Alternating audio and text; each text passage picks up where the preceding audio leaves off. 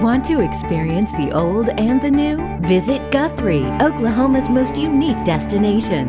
Trendy boutiques, collectible antiques, and galleries full of fine art. And don't forget about our live professional theater and challenging golf.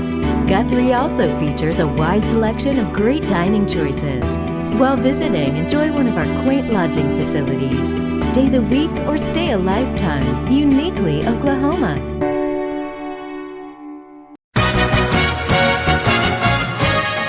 This is Motorcoach Travel News, MTN, from the American Bus Association. Here's Dan Ronan. Welcome to the July edition of the American Bus Association's Motorcoach Travel News. I'm Dan Ronan in Washington.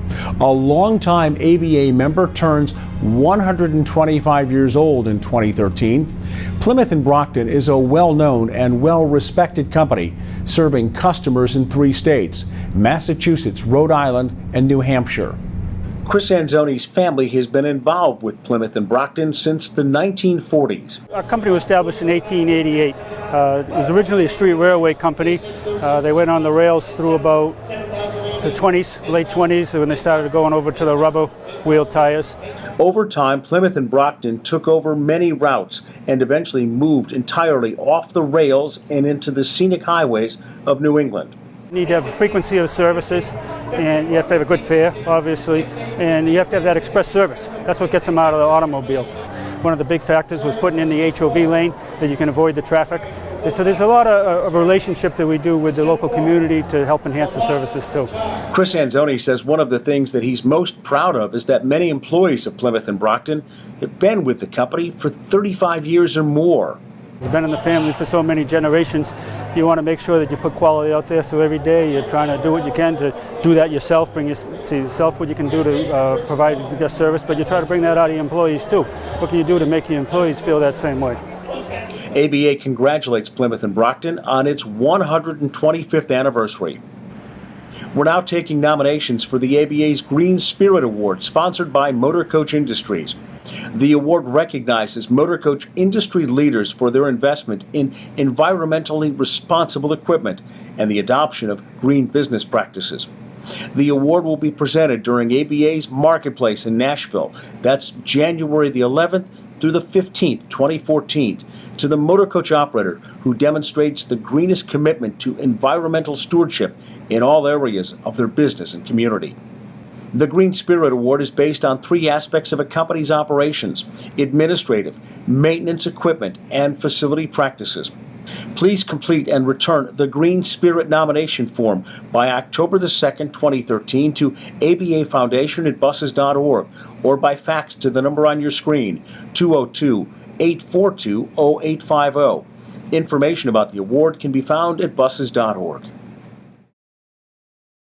Joining us on MTN is ABA President and CEO Peter Pantuso. There's now a new Secretary of Transportation, Anthony Fox. Going forward, how do you think the relationship will be between ABA and the DOT? Well, you know, Secretary Fox really brings to the table a real expertise. He's an attorney. He's a transportation attorney specifically. He's run a major city. He's run their transportation system. So he knows transportation. He knows how to move people around. He knows the inner workings of transportation from a lot of different facets in his background. We think he's a great addition. We think he'll do a wonderful job at the Department of Transportation, and we're actually working to set up a meeting with our team and our leadership to go in and see him fairly soon. Marketplace is now less than 6 months away. Give us a progress report. Oh gosh, you know, Marketplace in Nashville is just going to be phenomenal, as we've said before. They've got new facilities, new hotels. They're excited to have ABA come back. We're one of the first shows that they're going to have within the first 6 months that the new convention center has been open. So they're thrilled to have us back, and we're thrilled to be going back. We're going to be downtown in Nashville, which is the first time we've ever been downtown for the show, and so we're looking forward to that experience. We're also going to be doing some things with Gaylord, who have been great partners with us for a long time. Registrations for Marketplace are already well ahead of the pace we set last year, which was a real record-breaking pace for ABA. So Marketplace is going to be a home run. People are excited. Everybody I talk to about coming to the show tells me they can't wait to come back to Nashville and they can't wait to go downtown. Gettysburg, Pennsylvania, the ABA's #1 place to visit on a motor coach, is having quite a summer. These are Union and Confederate reenactors recently showing tourists some of the key moments during the Battle of Gettysburg from July the 1st to July the 3rd of 1863. While the official anniversary of that great battle is over, there are many things to see and do in Gettysburg.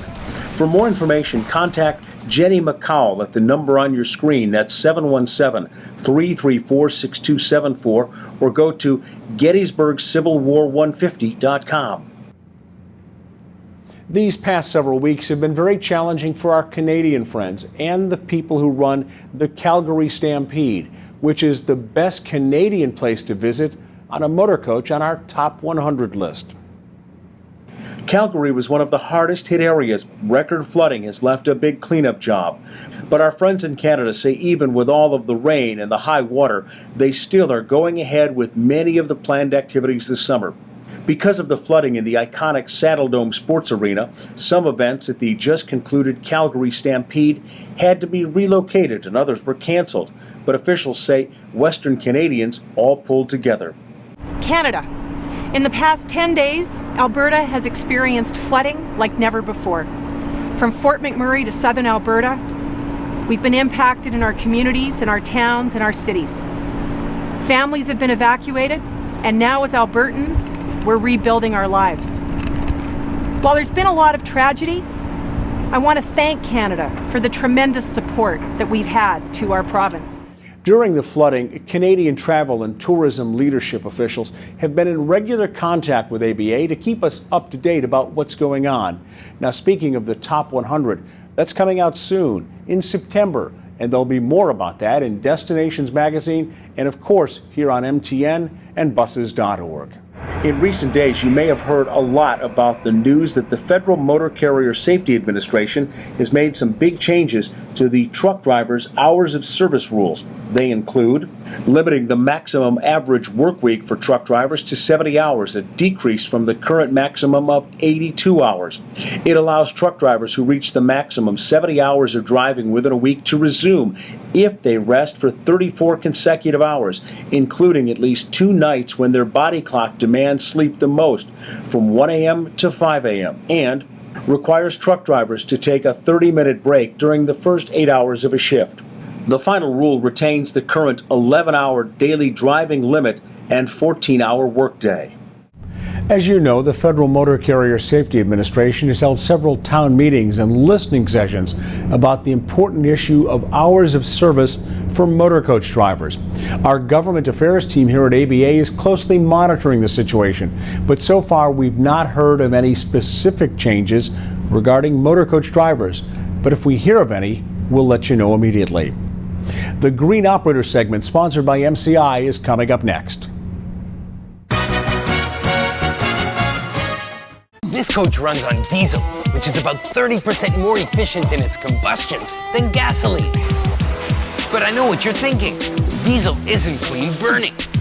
But that's no longer true, because today's ultra-low sulfur diesel fuel is cleaner than ever. Check this out.